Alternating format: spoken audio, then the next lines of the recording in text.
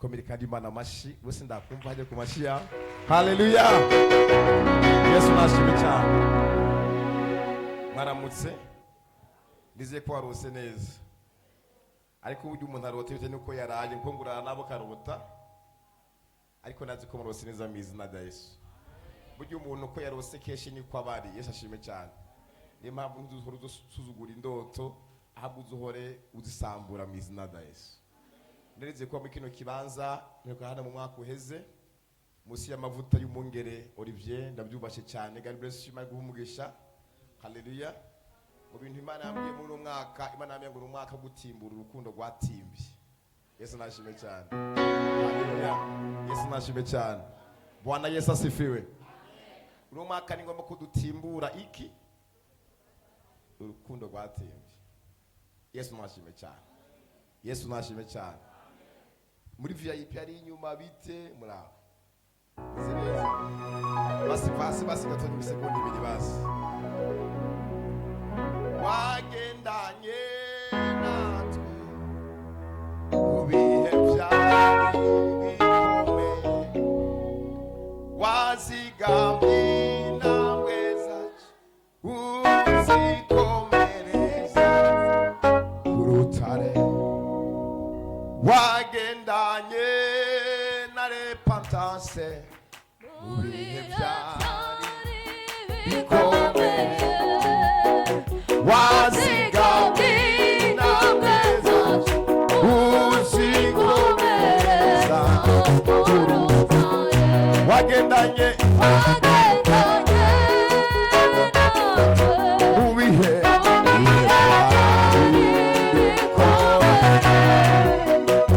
wazigamye nawe zacu uzikomereza ku rutare, wagendanye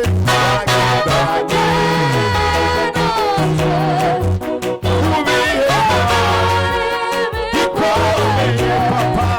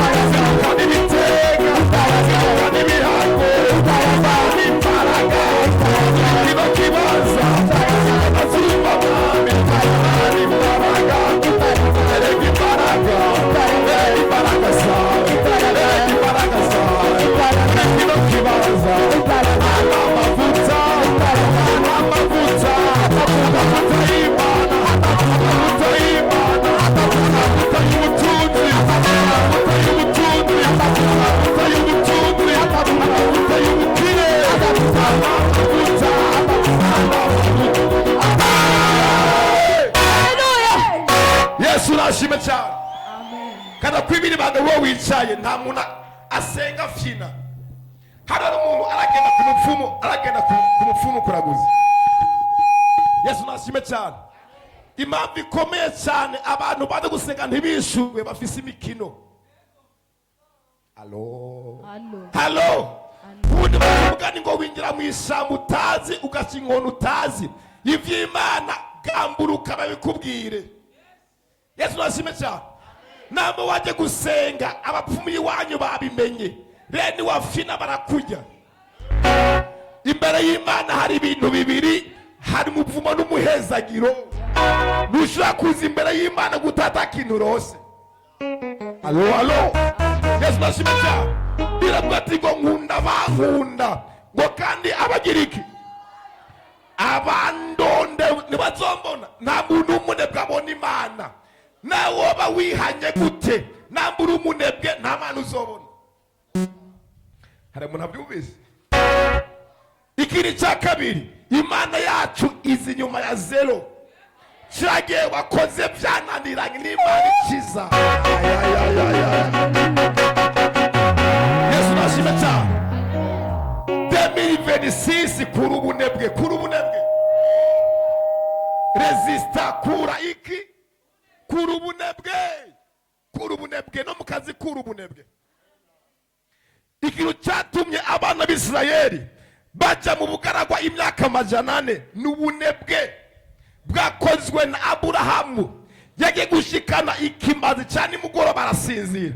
Ngo hacahaza ibikona birakijyako. Imana ikibwira Aburahamu ngo kunsangije n'ibikona.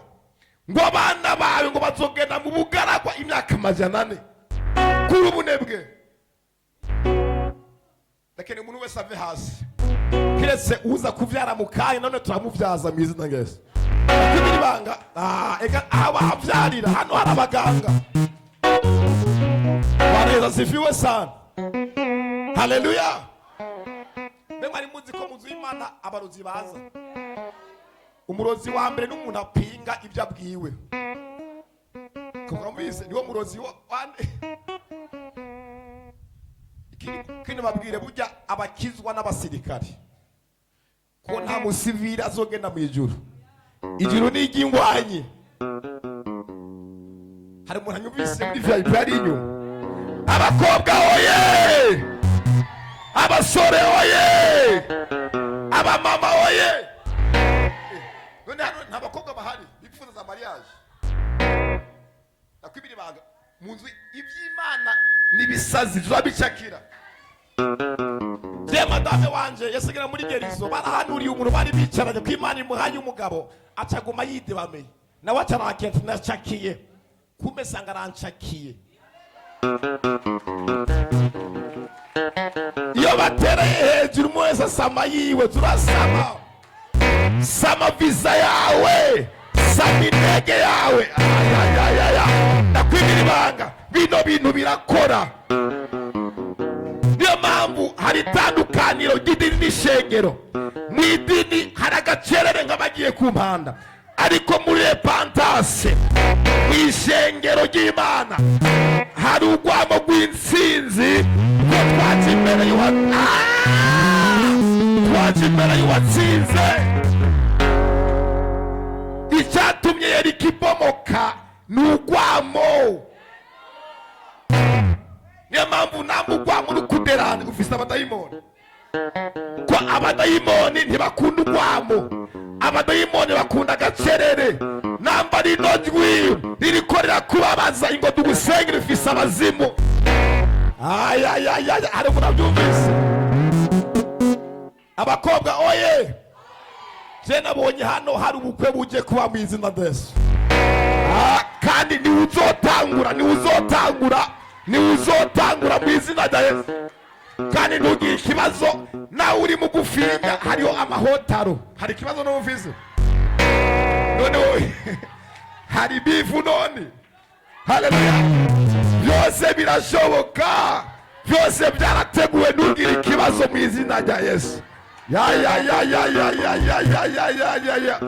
Burya ntiharyoshe ubugari haryoshye isosi. isosi igiye kuboneka mu izina rya Yesu. Ubugari buramanuka ntugire ikibazo. Yesu nashime cyane. Kindi cya kabiri Imana yambwiye ngo Imana ije guha amafaranga abasore. Halo, je nabwiye kwishengera abasore basorora ibyapati n'amata abona abadayimoni. Nambi Imana iguhaye fiance umwemezi. Ibyapati n'amata urasoroye gacha nyine wiyemera. Ibyo birashoboka kweli? Ngo amusoreye kweli? Abasore oye! Nambi Imana iguhaye fiance umujana hano kuva vuka atarabona umwemeze. Hallelujah. Uze murabemeza mu izina rya Hallelujah. Umuntu wese mu buzima arakeneye umuntu amuzamura ibitekerezo, amugurura ibindi byumba atarabona. Isose ni muri Matayo ni muri Mariko. We mu ndimo za Salomo we ntawe uzi kweli. Abasore oye ko muciye muduza iminwa mu ndimo za Salomo nawe muzi. None pastor azamubwira muri Matayo, nawe mubwiye muri Matayo itandukano mubwire muri ndimo za Salomo ati naho wirabura uri mwiza. Allo nawe ugize iki? Hallelujah we. Yesu nashime cyane. Bwana Yesu asifiwe. Imana ije gutimbura urukundo rw'izina rya Yesu. Urukundo rwatimbye mu ngo ruratimbuka uno mwaka mwiza. Ruratimbuka mu izina rya Yesu.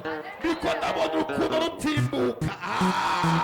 Niko ndabona Imana isanura imitima yamenaguritse. Haleluya. Yesu nashime cyane. Aho Imana umuntu atagera niko ndabona Imana yohagera. Amen. Haleluya. Abagore bari gusenga Imana ibahumugisha. Niko ndabona abagabo banyu bari gusenga mu izina rya Yesu. Oya barava mu kabare, barava mu marigara, oya baravayo niko ndabona baza. Baraguherekeza mu izina rya Yesu. Ntabwo urusengero iyo ntebe mwicaranye, iyo ntebe ejo azoyicara ko mu izina rya Yesu. Azoyicara ko kubera igihe cyo gutimbura igiziki. Haleluya. Yesu ashimwe cyane. Hano nabonye abakobwa batatu babenzwe bahawe utubido n'utubuganizo. Ntabwo uzokunda utarabengwa. Ariko nabonye abababenze bari bo baje kugaruka mu izina rya Yesu.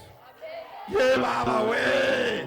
Ndabona Yosefu abengera Mariya mu mishoro ni muvyibuka, ariko marayika agenda abwira Yosefu ngo genda ukunda ujya mugore. Haleluya. Yesu nashime cyane. Turabuza amahoro uwakubenze mu izina rya Yesu. Aragaruka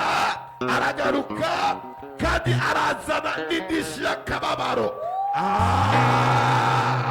Haleluya. Kubera iki Imana iriko iratimbura ivyatimbye. Yesu nashime cyane. Mpamagarira abasenga iki ni igihe cyo kurondera Imana. Mpamagarira abasenga bose iki ni igihe cyo kurondera Imana. Mpamagarira abasenga Nukuri iki ni igihe cyo gushimira Imana. mpamagarira abasenga iki ni igihe cyo kurondera Imana. Mpamagarira abasenga Hamagara iki ni igihe cyo kurondera Imana. Mpamagarira abagabo bose iki ni igihe cyo kurondera Imana. mpamagarira abasenga iki ni igihe cyo kurondera Imana. Mpamagarira abanyamusanga iki ni igihe cyo kurondera Imana. mpamagarira abasenga iki ni igihe cyo kurondera Imana. Mpamagarira abarundi bose iki ni igihe cyo kurondera Imana. mpamagarira abasenga iki ni igihe cyo kurondera kurondera Imana mpamagarira iki ni igihe cyo kurondera Imana mpamagarira abagiye kurondera Imana tutuze ibiganza hejuru umuca Mana turaguhamagaye Mana manuka manuka utabara abagabo manuka utabara abamama ewe biruhanya tuza kuzamuka ewe biruhanya tuza kuzamuka we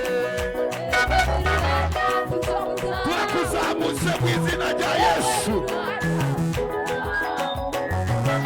ewe biruhanya tuza kuzamuka we ewe biruhanya tuza kuzamuka we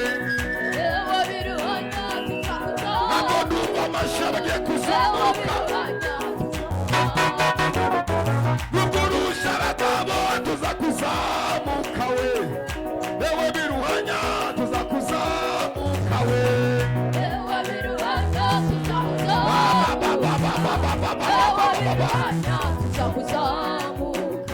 rugurusha abagore tuza kuzamuka we ewe biruhanya tuza kuzamuka we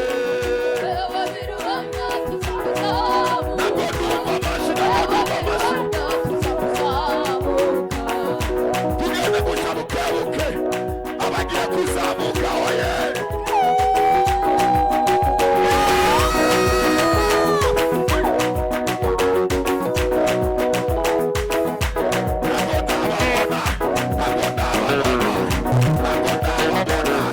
abagiye kuzamuka ibusozi abagiye kuzamuka mu ndege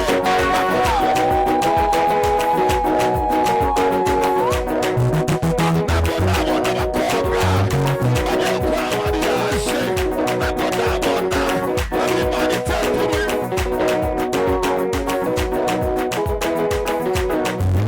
sinababona ya niko mbona umuriro niko mbona marayika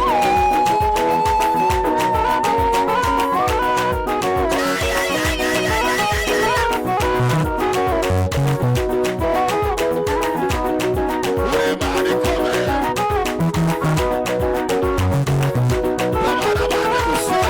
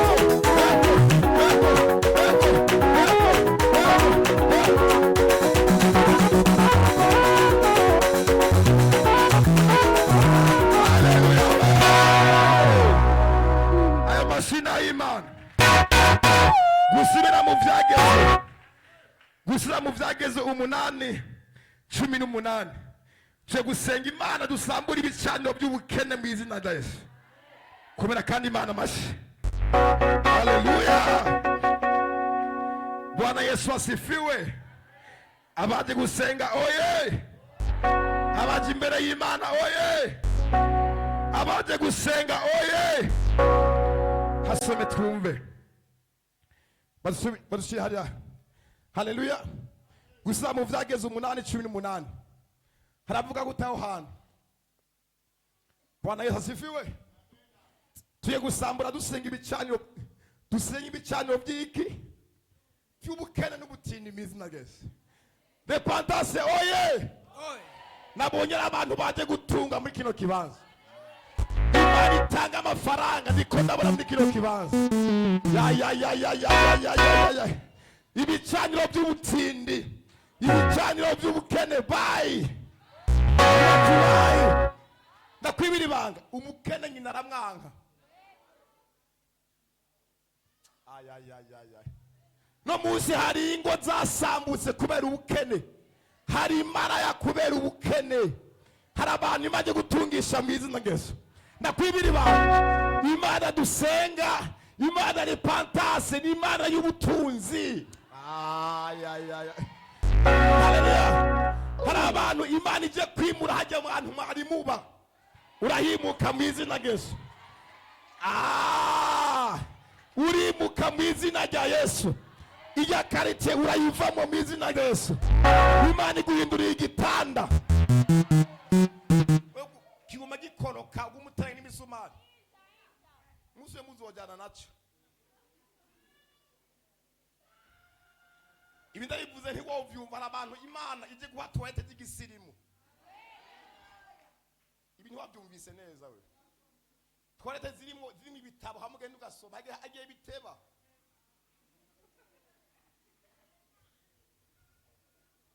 Alo.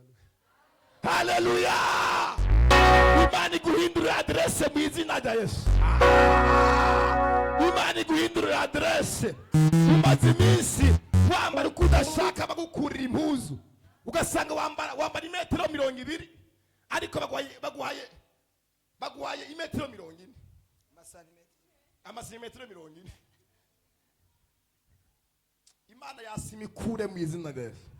Wena utovyumva hari ikimana kirakora mu izina rye. Iminsi uguze tomate z'iponde ngo nizo nyinshi. Ugiye kugura inyama utabonye inyama z'ikisazi umenga nta mahoro ufise. Nibyo byinshi kumenya ibya bishishito ni ya mitsi. Imana guhindure mizina. Ora nimbuza Imana ihindura ibintu. Utavyumva bivugana n'ikirere. Haleluya. Hari Imana ikoze mu izina rya Yesu. Wowe niyo sheri umutelefone nakwitaba kubera iki azi kugoma kumusabira renga. Era musi we nta yindi diri. Akuzi uko abage telefone arahamuka nta bindi mubwira. Imana iguha amafaranga mu izina rya Yesu. Imana iguha amafaranga. Haleluya. Imana iguha amaproje. Haleluya. Ega we warizo afise ubwenge bene data umuntu wese musizuba Imana yamuremanye inyenyeri. Wana ngo wagiye kubugabo kugorana kuba suprago kuba imitwaro wewe. Hayo muranyumvise hano. We nuri umutwaro w'abantu. Haleluya. Yesu nashimwe cyane. Ayo mashina ayi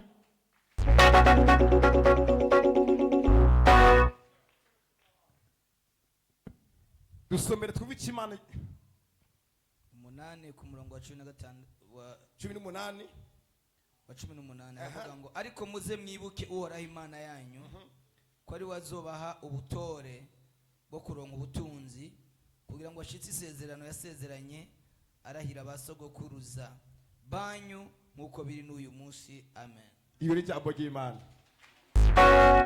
Yesu nashime cyane. Ariko ngo muze mwibuke Uhoraho Imana yanyu ko ari we izoba ubutore bwo kuronka iki ubutunzi kugira ngo ashitse isezerano yasezeranye basogokuruza ba nabugingo no. Bwana Yesu asifiwe sana. Haleluya. Yesu nashime cyane. Kumbira Imana amashi. Ndakubwira utaruzi bene data. Ino Mana dusenga, Imana ya Isaka na Abrahamu, Imana ya Yakobo, ni Imana y'umutunzi. Umuntu wa mbere yakoze business kuva isi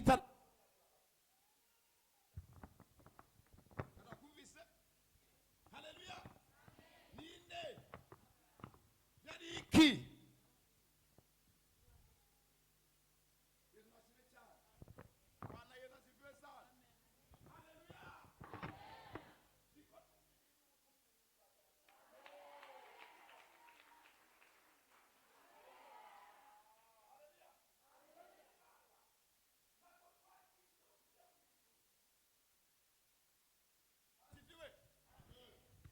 twakijijwe ngo tuba ku bwami bw'Imana. Yesu Kristo niyaje kutujyana mu ijuru. Yavuze ngo data ngo ubwebwe bugira iki ngo buze bidushaka bibi hano mu isi ngo biri hano mu ijuru. Impamvu wakijijwe, Imana ikeneye iguhindure uba ku bwami. Kandi ubwami bw'Imana si ubw'amajambo n'ubw'ibikorwa. Abantu benshi bazi ngo bakijijwe ngo bagiye gupfa. No, ntabwo mwaje muri repentance gusaba isakaramentu ryo gupfa. Mwaje kugira ngo Imana ibahindure ubuzima. Namba wari ushaje, Imana ikongera imbaraga mu izina Yesu. Biravuga ngo abiteze uhoraho biyubura mu nkomezi nsha. Muzu wiko nasenga ndiko ndabaza Imana ati Imana kubera iki muzu y'Imana hari ubukene n'ubutindi. Nemaze twajuru ndiko ndabaza Imana kubera iki. Imana yabwiye ati Imana tihumura ngo muzu y'Imana ngo haza abantu baje kumfira. Haza abantu bazanye ubugingo ariko batazanye umubiri. Shetani nakubuza gukizwa, akubuza gukizwa ariko ubutunzi ubushige hari. Usige abana. Farao nigeze yakwa Abisirayeli bava muri Egiputa ariko yase ko bavana y'ubutunzi. Yavuze ngo nimugende. Mweko nimugere kure ngo kandi ubutunzi nimubujane. Karakumvise. Shetani akene kubutunzi bwose ubusiga hari. Ugasanga umukobwa akiri mwiza ntasenga. Agitambuka amusini miya. Ntaza gusenga. Oya ntashobora. Ariko bamaze kumukubitinda. Bamaze kumukura amenyo. Amaze kugwara sida. Atisa muzo y'Imana ngo ndaje. Uje gukora iki? Aje kurondera isakaramentu. Ariko Imana yari ikeneye akizwa kiri muzima. Agifise imbaraga. Agifise imodoka. Ariko aje gukiza imodoka bayimwivi. Niyo mpamvu tuzuranya abantu bazanye imishaha gusa. Ariko ubutunzi babuzize hariya. Alo. Yesu nashime cyane. Niyo mpamvu ubona Shetani kukubuza gukizwa ntakubuza. Akeneye kukizwa ariko ibyawe byose ubisige hariya. Hari n'abantu iyo baje gusenga amafaranga basiga muhira n'ingodo.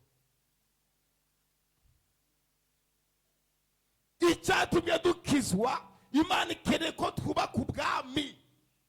Kandi ubwami bw'Imana nitwubakisha amajambo, tugubakisha iki? Bene data, hano munsi y'izuba nta kintu cyagusa kihari. Umuntu wa mbere akora business ni Imana. Iyi ni Imana impamvu ikwitaye nuko ufise icumaze. Namba tacumaze Imana izokureka. Impamvu Imana igukunda nuko hari ikigukeneye mwo. Hezekiya abwira Imana ngo Mana ngo jewe simfa, abapfa barahari. Je nakubaka ingoro yawe. Je simfa je. Imana yakeneye ugira icumaze mu bwami. Niyo mpamvu Imana yabwiye Abisirayeli ngo nimungerageze, mungerageze. Ngo muzane ubutunzi bwanyu mu nzu yanjye. Mbe mwari muzi impamvu dusengera amaturo mu nzu y'Imana. Nukubara tutizeye aho yavuye. Yo gusa yazanye gusa. Iyo hakuye ibyo birakuraba. We ibyo biragutunura. Cha dusenga tukayeze siko bimeze. Imana avuye mu isi yanduye. Alo. Tukeneye kuba ku bwami inyuma y'imbaraga z'Imana. Imbaraga za kabiri ni z'amafaranga. Uvyemere canke n'uvyemere ko bimeze. Hano musengera si amafaranga muriha. Iyi mikrofone ntiyari yazime mu kanya. Aya mapire nayo mwasengeye so mwaguze. Ayo ho makure murahaze yavuye mu Bushinwa. Ntuzi ako turakeneye. Ntabwo waje hanga waje ku mafaranga. No mukanya urashonje. Wari abantu beko bamutega ibyo kurya ariko nabana badayimoni. Ugara amatwi yo kumizira mu izina rya Yesu. Haleluya. Narivuze ngo Imana iduha amafaranga mu izina rya Yesu. Ndahamagara amaero, ndahamagara amapaundi, ndahamagara amasefa mu izina rya Yesu. nabo ya namagara amafaranga afatika mu izina rya Yesu Kristo. Imana y'Abisirayeli ngo ariko muze mwibuke Uhoraho Imana y'abasogokuruza ngo nizoba ubutore bwo kurunda amafaranga. Mbega ubutore nukuvuga iki? Ubutore ni inkomezi, ubutore n'ubwenge bukuzanira inzira zo kuronka amafaranga. Imana mbye ngo abantu bafise ama projet Imana ije kuyahezagira. Bene data, Imana dusenga iyo uyisenze Imana itanga ide murayumva, itanga icyumviro.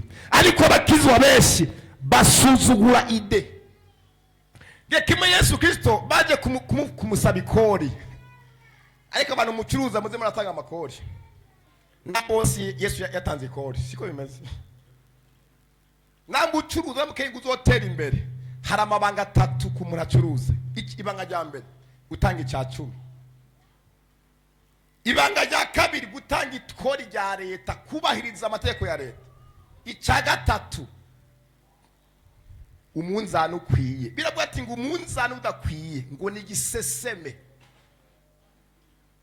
mu maso y'Uwiteka.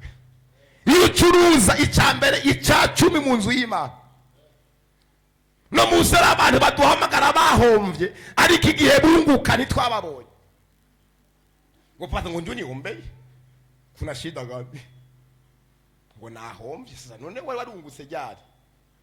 None warigeze wunguka none kuvubaho ko ntabimenye? Yesu nashime cyane. Hari umuntu yampamagaye mu misi yeza ngo paza kumyanuka napfuye. Wishwe niki?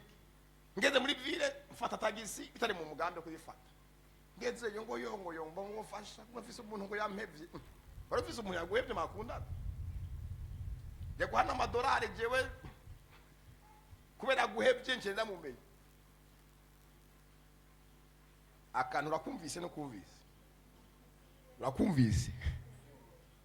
Haleluya! Imana nikangwa n'amarira yawe, Imana ikangwa n'amashimwe.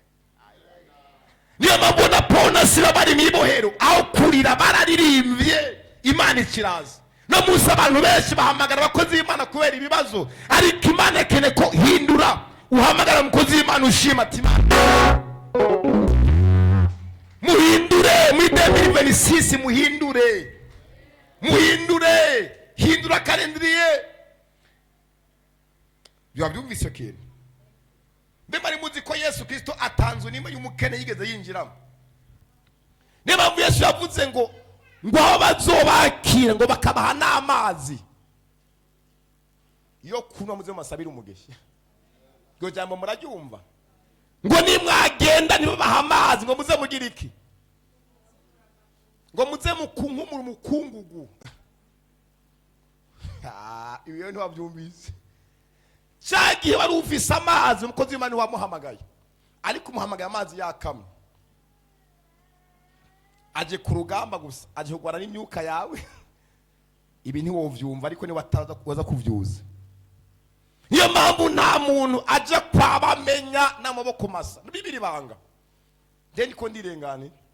Abantu murondera umukozi w'Imana muri biro. Niko muranyumva na bibiri banga. Muri biro. Namukeneye umugisha ndakwibira ibanga ry'ubwami. Ntuzugenda amaboko masa. Byo murabyumva neza. Hari umugisha atanga ngaha muri rusangi. Yesu arashimye cyane. Ariko namumukeneye mu ibanga muri babiri. Yesu arashimye cyane. Mwemera agufashe kubyumva. Ko nabwira amanga y'ubwami. Namumukeneye muri babiri. Muri biro. Yesu arashimye cyane. Ukamuhamagara iwawe, ukamusaba audience muri babiri. Ndakufashe nk'umukozi w'Imana ajya mu hejuru. Ntuzugenda mu boko masa. Iyi ni impano ndaguhaye. Niyo mpamvu hari amateraniro ya rusangi. Aya materaniro twifuza ko abantu bakizwa n'abapagani bakaza. Ariko umaze kurondera umukozi w'Imana icyo bita bamenya, icyo bita umuhanuzi. muribuka Sawuli amaze gutakaza indogobwa zande zase, yari yihenze agenda kwa bamenya n'amaboko masa, ariko yari afise umukozi yaraza amategeko ati boss atugomba ukora ikosa, atugomba ukora ikosa, ati nta muntu agenda kwa bamenya n'amaboko masa. Sawuli ati nta kintu mfise, umukozi ati nakugurana, ndabise amafaranga nagavuye ndakugurana ntugire ikibazo. Halo maze umukozi ngo amugurana amafaranga, amugurana ishikanwa. Ikintu kigize umwungere nabo umwungere atakimazi. Mabyumvise bino bintu? Haleluya, Yesu nashime cyane. Ego ndabizi umukozi w'Imana afise impuhwe nyinshi, zari inyigisho ntiyari itegeko muze mugende, alo, ariko yari impanuro. Yari iki? Yari impanuro. Iyo umukozi w'Imana hariho revelation,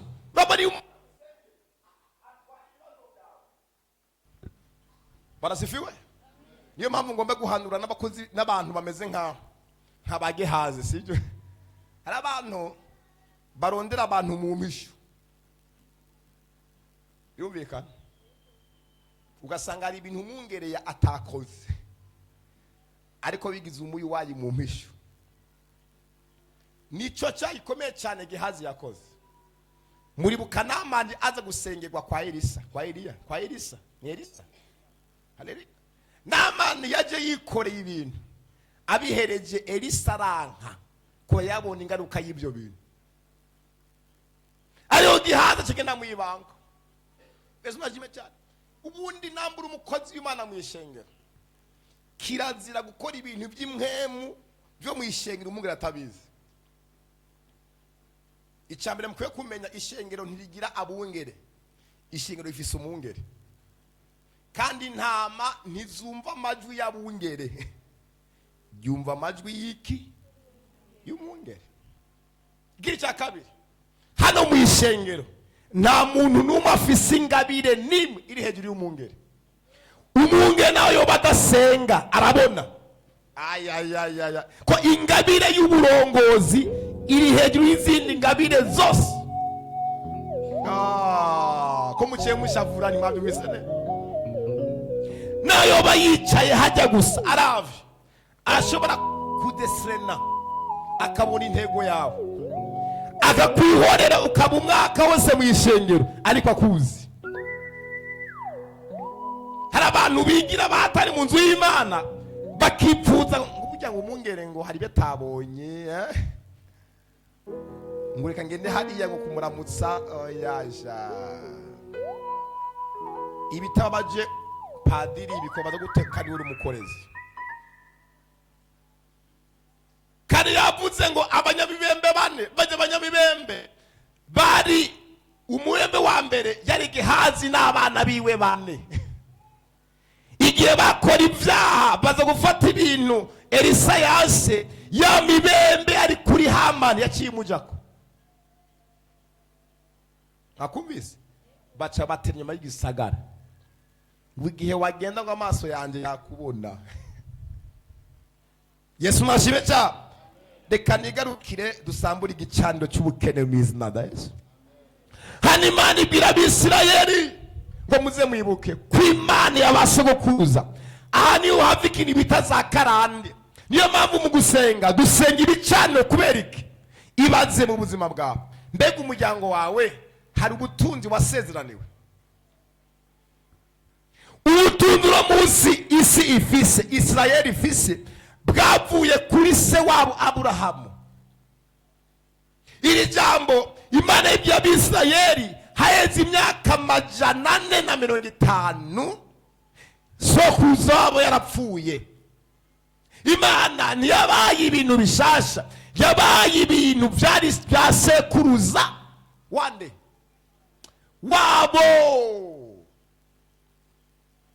Havuze ngo ariko muze mwibuke Uhoraho Imana yanyu ko ari we izobaho ubutore bwo kuronka ibutunzi, kugira ngo ishitse isezerano yasezeraniye arahirira bazokuruza banyu Imana nishime cyane. Mbega bazokuruza banyu basezeraniwe iki? Bwana Yesu asifiwe. Basezeraniwe iki? Gende mukamutama amaze gupfa, inzuki zaciye zigenda. Umuntu yatuburanya haheze imyaka 10, hegitari hafi 4 akiradutsinda. Intama zirapfa, inka ziragenda. Uno munsi hapfa imwe yindi. Inzuki ibitiba 25 byose byagurukiye rimwe. Alo? Ahantu umutama yahora yimba ibumba ryo gucuramo ivyuma by'ibwami, ubu ntituhazi ko hameze. Yesu nashimye cyane. Haleluya. Mbega we uri kuriraba muri kahise kawe, nigiki woronka nk'umugabane cyavuye kuri so cye kuri sokuruza wanyu? Aha niho hava iyo dusenga dusambura ibicaniro by'akahise vya karore ngo tubahe igicaniro cy'Imana. Mu bantu batari bafise isezerano hariho n'umuntu witwa Gideyoni. Gideyoni se wiwe yakora ibigirwamana. Mwimana ibwira Gideyoni mu Bacamana 6:25 ngo fata imbasa zibiri ngo ugende gusenya igicaniro cya so kiwanyu. Gukizwa ni kimwe no kuboka ni kindi. Abantu benshi barakijijwe ariko ntibarakira. Iba mwarakize mwese niho maje gusenga, hano maje gukira, birumvikana? Icyo mvuze kirumvikana. Hano mwarakijijwe, abantu benshi barabatijwe, ariko impamvu tuza gusenga twifuza kubohoka, kandi nuja kubohoka ibintu utaramenya. Yesu nashime cyane. Burya nyoko nahago y'amavunja amaraso murayasangiye. Ibyo mvuze birumvikana. Hari abantu bagera mu gisagara ukamenga bageze mu ijuru, ntibakiduga iwabo, bacumgane mu Kirundi ngo wanka konka nyoko wagwaye amaherehere. Nje ko nawo nyoko agwaye amaherehere uramwonka tu. Yesu nashime cyane. Umungere yavuze ngo dusengera imiryango. Je nabyumvise neza. Yesu nashime cyane. Sengera imiryango. Sengera abumvukana. Mbega uruzi yuko atamuryango n'umutagira umurozi. Nta muryango n'umutagira umurozi. Namba atari mu nzu yiwanyu ni kwa nyogosenge. Ikigomba kukubwira, nta muntu mudasangiye amaraso ndaguhumuriza ashaka kukuroga ngo agutage ku badayimoni, ntibikunda. Akantu wakumvise, iyo abantu atatu mupfana bagukeneye basaba kode uwo muvukana canke uwo musangiye amaraso w'umurozi.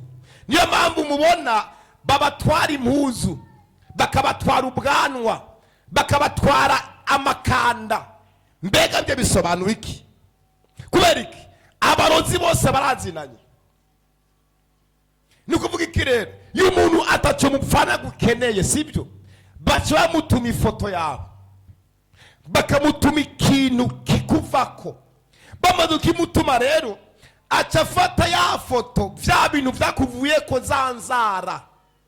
Iyo mpamvu yo ucinzara, sibyo? Cuzivuma. Niyo mpamvu abantu bakera munavyibuka, yajyana kwihagarika cyagira iki? Uzi byo bisobanura iki? Avumye ibimvuyemo ko atasana bafitanye, aritandukanije. Niyo mpamvu namba turafata nk'inyuma y'ukwezi, fata impuzu zawe uziharure, urabe ibyo utunze, ibyo utabonye cuvyiyambura. Ibyo ntamwe si iby'iwanje, nicyo bita gutongera. Alo, Yesu nashime cyane. Muzi umwe nari njyamye sha, abarozi bantuma imbeba.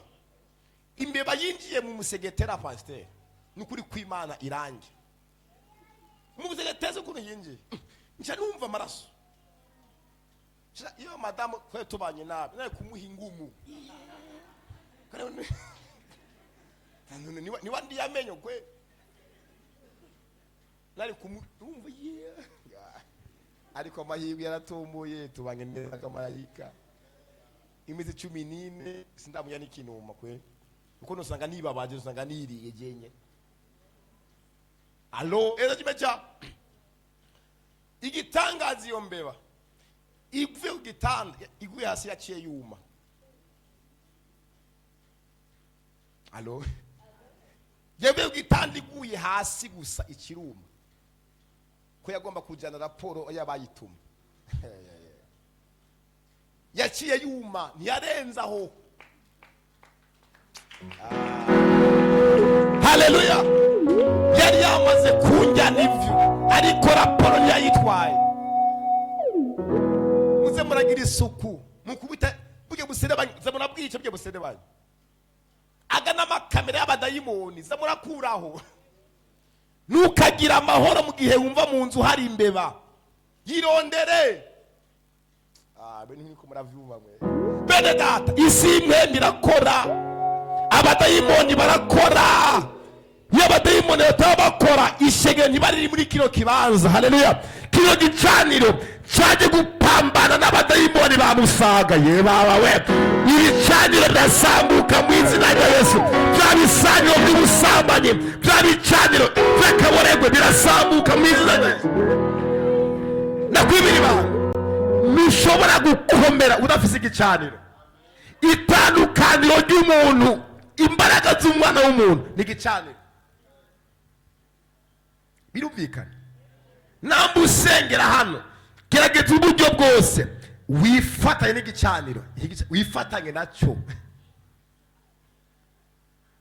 kera ari ikintu bita kubandwa murabyumva kubandwa kwari ukwifatanya n'ibigirwamana birumvikana haraza umupfumu kukubandwa kwari kwifatanya navyo kuba atashe kubandwa barabikwegereza sibyo mukagiranira ama alliance tubaye umwe rero nje bitakugira iki kubandwa kwari kwifatanya kwari kwihuza navyo hari ikintu bita guterekera no kubandwa guterekera kwari kubisenga no kubishikanira ariko inambi ikomeye kwari kubandwa baguhuza nico gicaniro ugacika ibizimu n'ibidayimo bena mkere gukomera emera kino gicaniro muhuze mubumwe naco igicaniro cinjire muri wewe igicaniro c'Imana nikibe kuri wewe ko kibe muri wewe mukorane naco ibintu wabyumvise haleluya kuberiki ubundi bicaniro biragwana urabona iyo utanze ituro hano mu gicaniro iryo turo rigenda kugwana na ya maturo yatanga kwa bayali biragwana ibyo ntiwabyumvise bino bintu mvuze iyo utanze ituro hano tongera sibyo ega rutanga ibituro bya bimazi batanga birasha biragwana niyo mpamvu no mwishengero shetani ntagwanya abasenga birenganira shetani agwanya abantu sibyo bafise icoka kugicanira nibo shetani c'intege kwe irabizi ega rutanga ukura mu mbomora uri kurabohoza ivyawe Yesu ashime cyane uri kuratabagwa ntakwemerera ikijyo bintu bikomeza komera Imana mashi Yesu ashime cyane hano rero Imana iriko yibutsa Abisirayeli yuko hari umugisha basekuruza babo barondeye bagiye kugenderamo Yesu nashime cyane niyo mpamvu namora kijijwe Yesu nashime cyane banzura umuryango wawe bimeze gute tujye gusenga dusambura ibicaniro by'ubukene mizina ndese hano sikora abantu barize histoire mu Burundi hariho imiryango y'abahigwa papa wobyibuka neza abahigwa miryango y'abahigwa ezo nashime cyane nk'umuryango w'abahigwa wari umuryango watangwa nk'ibimazi barawushorera kwinka mana gumugisha iyo umwami atanze sibyo bagiye kwima uwundi mwami bafata umwana umwe w'umboga ari mu bahibu bakamushyira imbere y'inzu yakagenda y'umwami akamukubita mu icumu agapfa agaca yinjira mu nzu y'ubwami. Bagajya bafata uwundi mwana umwe bakamujyana hariya ku mazi ku mashoka inka zikamukandagira agahapfira. Uwo muryango ubu ntituzi aho uri n'uwurimwo ntiyovyemera. Hari n'undi muryango wita bavura ati iyi imvura itaze avuga ati barabarondana ubuyango ko baba ngo bahenera imvura ngo igatuma itagira iki. Ejo cya mari muzi imiryango wumva ngo abahanza abakiga abaruna burya bose bafise ikintu biti kirango kibaserukira. Harabifatanya n'umwuka w'ingwe. Hari imiryango usanga ibigomana byabo byari intama, usanga byari intare, byari imbwa, byari bisiga ibitandukanye. Ngo jengo ukiyemera wowe urinde wewe, wowe uri umukristo wewe. Niyo mpamvu Imana yabwiye Aburahamu ngo va mu muryango wa so uve no mu nzu ya so muve no mu gihugu ngugenda aho nzokwereka. Imana arikeneye ko Aburahamu aba detashe. Imana ntiyari guhezagira Aburahamu akiri kwa se Tera. Tera niwe yakora amashapure, niwe yakora za bigombo, niwe yakora ibishushu. Niyo mpamvu ubona burya Sara yavuye kwa sebukwe bya bigirwamana bimaze kugara inda yiwe, bimaze kumugirira nabi, yahavanye ikibazo. Yahavanye iki? Bya bidayimoni byari byamaze kwataka Sara kugira ngo Aburahamu ntaza vyare. Ati mwana sohoka sohoka. Ntushobora gukizwa ngo Imana iguhe umugisha ugifatanye iyambure sambura. Je ni umwana ngera 11 ndi misako maze gukora mariage mama wanje mvyara yafashe igiheko twatundi bambara burakabara tumwe bambara utwo bita ngo nutumazisha. Mama wanje nambaye igiheko nakijijwe agahereza mushikanje twakundana cyane ngo genda guha ngo heavy atore ngoze ngo rasiga kunda y'umugore ngo zaratongera ngo niho umwana ngo azovuka neza. Ayayaya Benedata gukizwa no kwitandukanya. Namba warakijijwe amaramaza warakijijwe we warakijijwe itandukanye ngo aguze ibiyeri mu nzu yawe ngo haje runaka uri umwami mu nzu yawe naho hozande umuzimana ibyo ufata. Imana ubona bagusaba ibiyeri baje kukuramutsa nuko batakwizeye nawe urabinwa. Hari umuntu anyumvise kumuke mushako. Haleluya. Amaze kuhagera mushikanje ansohora hanze ambira amabanga umugore atumva. Nubwo ati nduguyanga no mu nzu yanjye ntiwinjira sibyo. Acarabimba. Naciye ndabihambira kwibuye. Ndabiterera aho nshoboye gushika. Nubwo ati nduguyanga fatiti kudugi wanyu imurambya imbuye ku mutumba wa Buyaga sibyo. Niho muhe ubwire mama yuko icyambere ntibyagiye mu nzu yiwanje kandi nawe ntiwinyinamo ufise n'ibyo ufise mu maguturiya yawe uza kudonosha mu ntebe ziwanje ntiwinjira.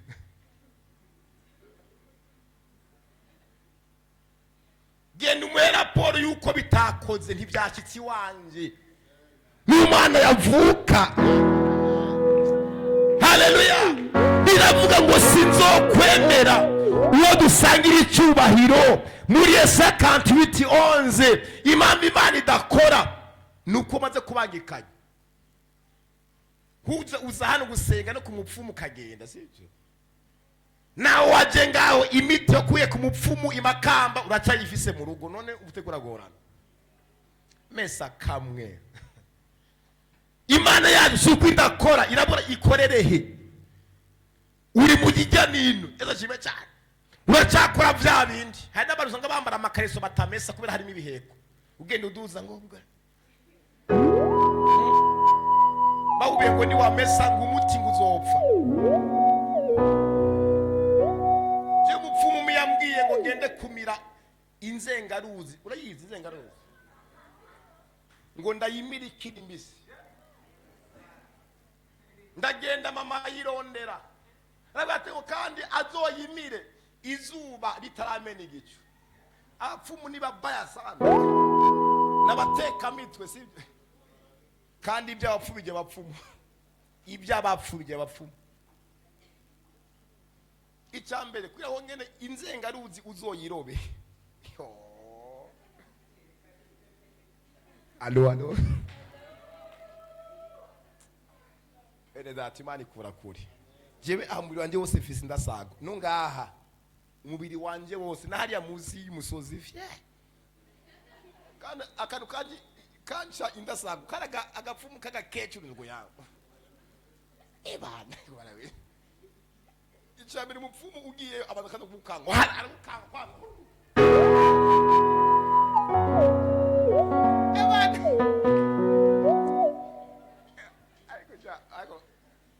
Mani utabari kuti niba Imana umuntu aje kumupfumu Imana muwa bibaza Imana cyane bibaza Imana wo mupfumu nabigera bise urunyoni gwapfuye sibyo yari uduza ngo ngofite ngo baramanutse sasa rero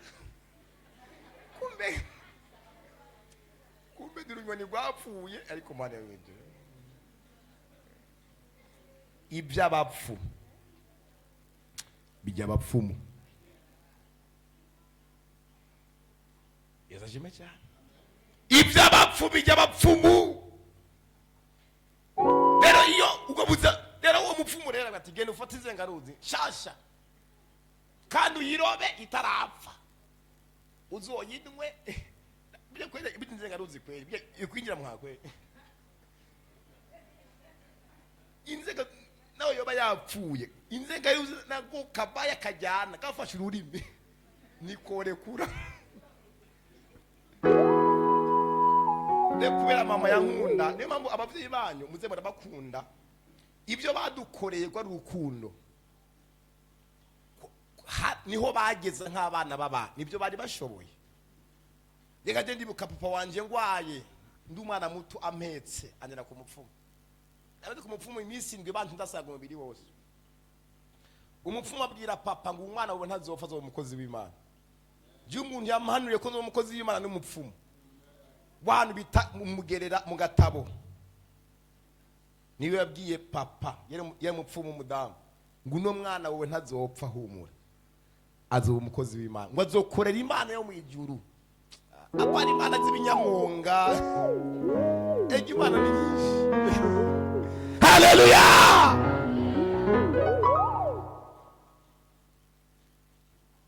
Ibyo abapfu bijya abapfumu mani majambo rabukene ko Imana gutabara nigomba ko dusambura ibicaniro byacanywe mu binyoma tukuye gicaniro cy'Imana. Haleluya. Twebwe basokuruza bacu nta bicaniro baducaniye oya ntabwo bacanye baratanze abana. Navuze abahigwa muvuga n'abana batandukanye sabuze n'indi miryango bitabahimbiri nabo bitabaja nabo bitabatinisi wasanga ari bwa kandi umuhimbiri yapfuye baca baza umuhungu wiwe. Mu misiyeze hari umudamu umwe yatutse umwana we ngo nimbwa nkase sarabyumva ati ndugu yango rero wewe rero soka uze kubane ariko rero ati wewe rero tugenda uze kubana bana izajibe cyane kuko iyo umuja apfuye baca bazana umwana we yavutse agakobeza wa murimo se yakora.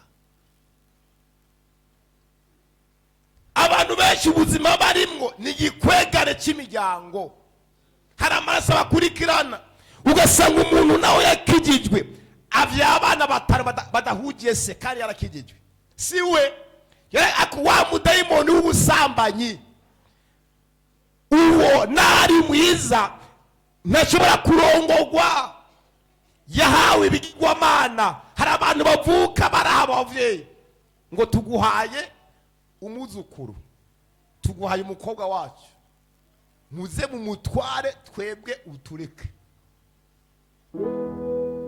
Yesu nashima cyane. Haleluya. Bwana sifiwe. Ugasanga uvukiye muri Ariyase, ugasanga hari icyagezwe ku buzima bwawe utazorenga. Nibyo uzokizwa uje mu ijuru, ariko ubuzima bwo ngaha mu isi ntuzobufata. Impamvu dusenga ntitwifuza ijuru. Ijuru turihabwa tumaze gukizwa, ariko impamvu dusenga twifuza kubaga kuko hano turoranigwe. Ibyo muze birumvikana. Haleluya. Yesu nashime cyane. Twifuza kuroranigwa, twifuza kubohoka. Niyo mpamvu Yesu amaze kuzura Lazaro, Lazaro yabyutse aboshwe. Yesu acabwira abantu ngo mumuhamburure. Lazaro yavuye mu mva giziki. Nta muntu ashobora kwibohora. Ntibikunda nawe girago. Yesu yego ngo mububohore, hari umuke mu mugaburira hamayedegeme. Abantu benshi barabyutse ariko baraboshwe. Abantu benshi bafise amaviza ariko baraboshwe. Abantu benshi bari burayi ariko baraboshwe. Niyo mpamvu nigo bakwimana kubohora mu izina rya Yesu. Kubera iki? Kubohwa ni ikintu kikugenda mu indani, kandi umuntu yosiga ikimirukanza, ariko ikiri muri wewe murajyana no kuri kwima. Hari abantu i Burayi baboshwe n'akabore. Agiye muri mwiduka azana inzoga zose. Icyo ni kibazo kibisekuruza. Tedi wacu ku mutumba abashinga ntahe bose barapfuye bishwe n'inzoga. Ngo nubundi ngo baraduhembiki, ngo nufaremera amfi. Umva iyo bacira urubanza bahembwa igwagwa. Turikorera mutobora estoma abona tunubundi ko ari yo mpembo. Ikana bipfiremo bagahera.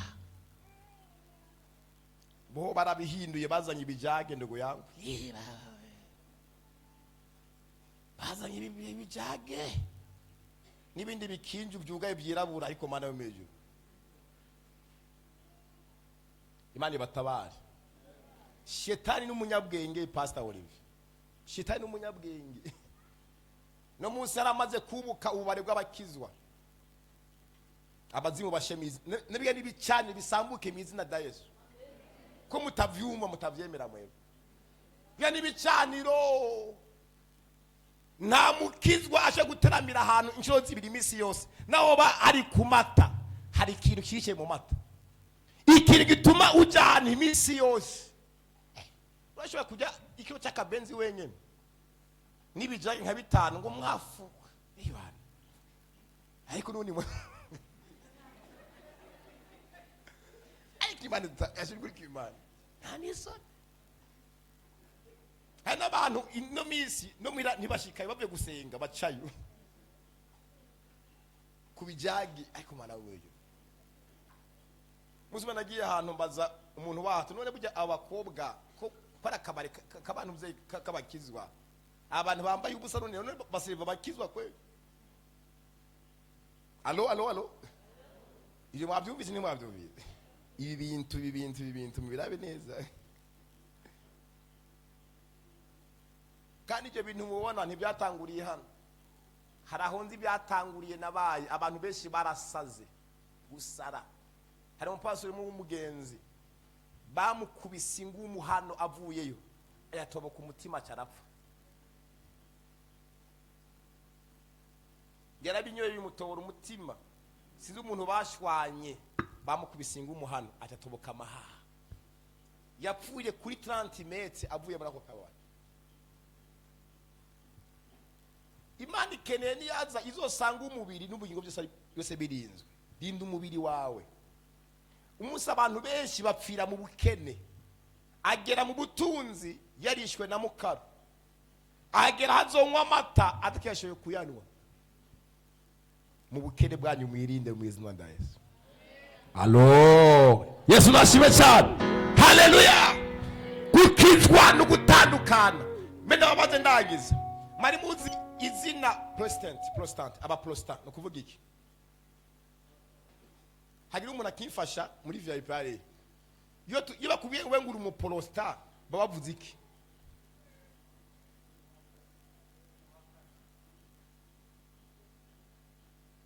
Iri jambo risobanura yuko uri umuhakanyi. Abakizwa n'abahakanyi, mbega muhakaniki rero? We nambora kijijwe ukaba wita izina yuko uri umuhakanyi, nibikuhakana uhakanike. We nambora kijijwe ukaba atakintu urahakana nturakizwa. Ishengero twe turabahakanyi abaprotestant. Iri shengero gatanga n'umugabo witwa Martin Luther King, Yesu ashime cyane. Ndibaza ko ngaha pastor murakomeze ryashuri rya Bibiliya rirakomeje ndibaza ezagime cyane. Yatanguye yipfuza guhakana ibyakogwa n'abandi ntavuze. Niyo mpamvu ari ibintu biri bidasa n'ibita idini n'ishengero. Idini, ijambo idini ni ururimi rw'icyarabu bisobanura inzira. Ni inzira abantu bashizeho bipfuza kubona Imana. Ariko ishengero naryo ryashyizweho na Kristo. Mu ishengero niho hantu Yesu aza kuraba abantu. Ariko mu idini ni inzira abantu bashizeho bipfuza kuza kubona Imana. Rero ishengero ryazanywe na Yesu kugira ngo Yesu ashyire ibintu ku rutonde ku murongo. Niyo mpamvu nta muntu yakijijwe, umuntu yakijijwe ni ngomba ko atandukana n'iki n'abandi. Abayuda babwiye Petero ngo iki? Ngo n'imvugo yawe n'ingendo yawe ngo n'inyambaro yawe irakuranga. Mwarabanye na Yesu. Ayo mashina y'Imana mwiza. Ni ngoma yuko abitandukaniro. Niyo mpamvu Daniyeli yavuze ngo jewe ngo sindi bupfane n'abarozi. Daniyeli abwira umwami ngo imba iminsi nsenge mbaza Imana. Ko hari habona itegeko yuko babamenya bose bagiye kwicwa. Daniyeli ati yari bishoboka simfana nabo. Kana kumvise ati matwajuru nsenge mbanza Imana igisubizo wifuza. Nta mukizwa afana n'abapagani. Niyo mpamvu iyo uri mu modoka niyo habone agisida Imana irabarinda mese kubera wewe. Ko nibakumva. Haleluya. Imodoka Imana ikayiye kubera iki harimo umukizwa. Niyo mpamvu karitse ubamwo kubwawe Imana irayirinda. Kubera wari we nushobora gupfana nabo mu izina rya Yesu. We nibikunda nibishoboka. Nibibaho nibikunda. Alo akantu wakumvise. Wewe uri inyenyeri nishobora gupfana n'abapagani mu izina rya Yesu. Niyo mpamvu hano nabonye Imana ikuye ingwara mu izina rya Yesu. Ibigwara by'abapagani we birakuva ko mu izina rya Yesu. Haleluya. Ibigwara by'abapagani birahunga mu izina rya Yesu. Ndirukanya amagiripe, ndirukana amalariya, ndirukana amasida, ndirukana amadiyabete mu izina rya Yesu. Nabugwaye ibibyimba bimeneke mu izina. Vazi dusenga Imana mu izina. Vazi badusenga Imana. Vazi dusenga Imana. Ndiko mbona Imana itabara mu izina rya Yesu. Ndiko mbona Imana igira neza mu izina rya Yesu. Ndiko mbona Imana ihindura ibintu mu izina rya Yesu. Ndiko mbona Imana igira neza mu izina rya Yesu. Ibicanye birasambuka mu izina rya Yesu. Vuga ati Mwami Yesu, Mwami Yesu, ndi imbere yawe hano mu gicaniro wakoze kuntumira. Ndaje mu bushobozi mpabwa nawe. Ndasambuye ibicaniro by'ubukene, ibicaniro by'ubutindi, by'iwabo na papa, by'iwabo na mama. Ndabisangaguye. Ndahamagaye umuriro, ndahamagaye umuriro, ndahamagaye umuriro. Ibicaniro byo kubandwa no guterekera ibyo birasambutse, birasambutse, birasambutse, birasambutse, birasambutse. Ibyo ababyeyi bakishije amajambo banongereyeko ndabisambuye tanga urusambure ndabisambuye bya bicaniro byo ku mitumba bya bicaniro byo mu mayirabiri bya bicaniro byo mu ntara bya bicaniro byo mu mayirabiri ndabisanganguye bya biti ndabisanganguye bya bicaniro by'ubusambanyi ndabisambuye bya bicaniro by'ubukene ndabisambuye bya bicaniro by'ubujuju ndabisambuye sambura bya bicaniro bituma abantu bakenyuka bagafataragera ibyo ndabisambuye bya bicaniro by'indwara by'uruherekeranye ndabiturira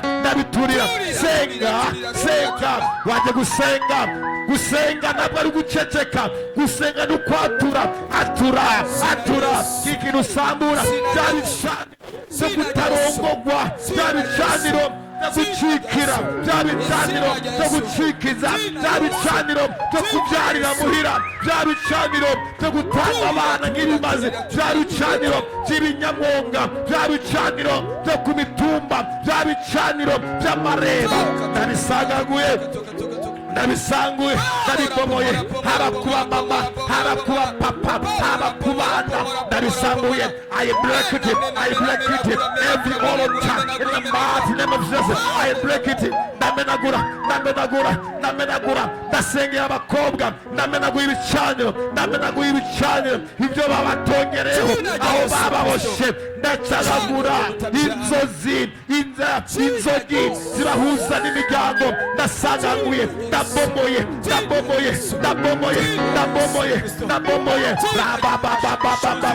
I command the fire in the mighty name of Jesus. You can pray turabomora bya bicaniro byaciye mu busambanyi bya bicaniro abamutwaye amaraso bya bicaniro byaciye mu nda zabo bya bicaniro byaciye abamukura amenyo bya bicaniro byaciye niyacitara ndabibomoye mu izina rya Yesu ndabomora uno musore ndamubohoza abamugariye ndamubohoza arava mu gasho arava muri gereza mu izina rya Yesu uno mukobwa ndamubohoza ubuzima bwe ndabohoza indoto ze ndabohoza mariage ye mu izina rya Yesu Kristo ibo saraba toka wagicaniro we pomoka wagicaniro we meneka wagicaniro we sambuka wagicaniro we sambura ico gicaniro kiri ku buzima bwawe mena guco gicaniro kiri ku buzima bwawe pomo ico gicaniro mu izina rya Yesu turira ico gicaniro mu izina rya Yesu turira ibyo bakutongereyeko kubita senga reka guceceka vuga ikibazo cyawe vuga ingorane yawe atura n'akanwa kawe atura ibyo mu miryango iwanyu sangagura ibyo bicaniro menagura ibyo bicaniro ariko ko mudasenga senga hamagara Imana hamagara Yesu sambura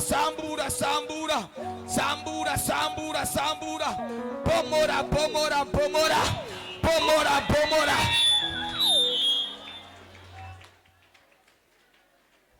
sindiko ndabumva turira itandukanye n'ibicaniro by'iwanyu itandukanye n'ibicaniro byo mu miryango itandukanye n'ibicaniro by'abasokuru itandukanye ibicaniro byo kudatera imbere ibicaniro byo kudatunga ibicaniro byo kudashika kure itandukanye navyo mu izina rya Yesu Kristo.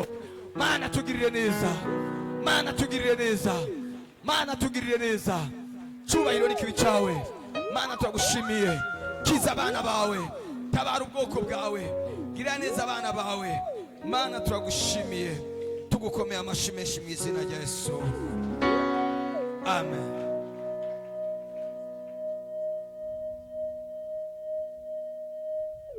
Hallelujah.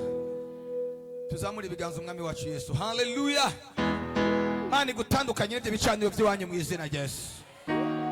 Ndavuze ngo Imana igutandukanye n'ibyo bicaniro by'abasogokuruza. igutandukanye n'ibicaniro bya so, gutandukanye n'ibicaniro bya mama wawe, iguhuza n'igicaniro gishasha mu izina rya Yesu. Haleluya.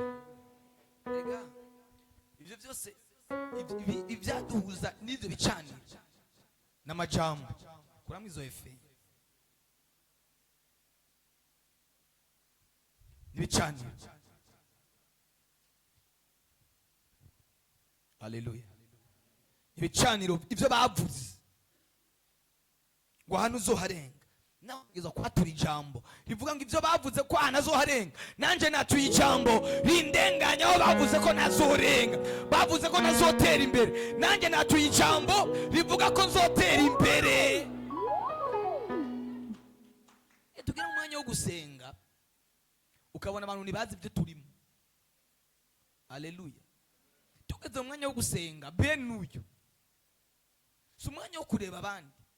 We wizanye, we waje wenyine ukeneye Imana, utegereza kwatura ijambo rigutandukanya n'ibyo. Haleluya.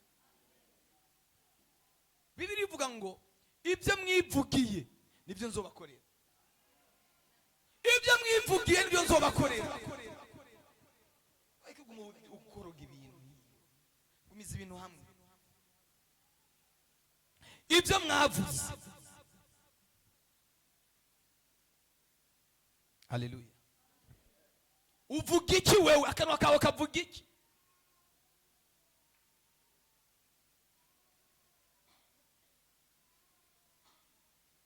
Bavuze iki nawe uvuga iki? Ibyo mwivugiye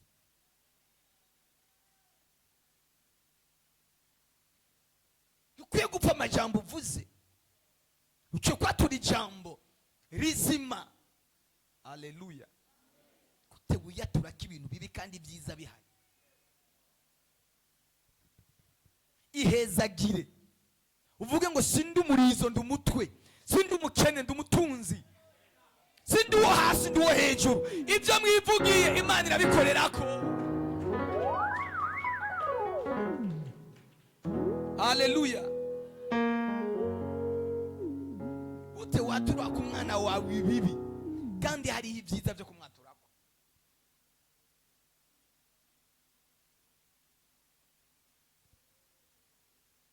Atura, hageze kwatura, hageze kwitandukanya, itandukanye. Haleluya. Injira muri famiye ya urabe nibiki itagezeko kandi yari ifitiye uburenganzira. Haleluya. Haleluya. Kandi yari ifitiye uburenganzira. Nibiki Afrika itashitseko kandi ibifitiye uburenganzira. Nibiki igihugu cyacu kitaragerako kandi kifitiye uburenganzira. Atura. Haleluya. Atura.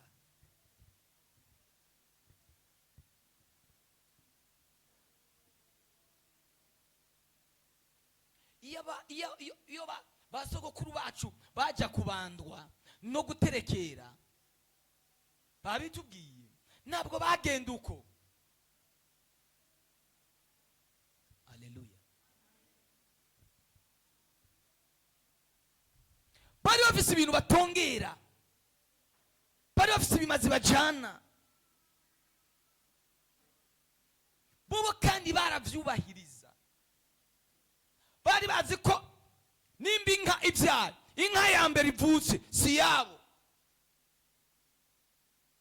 Bari bazi yuko umurima weze, ibyeze ubwa mbere si byabo, babihereza izo mana.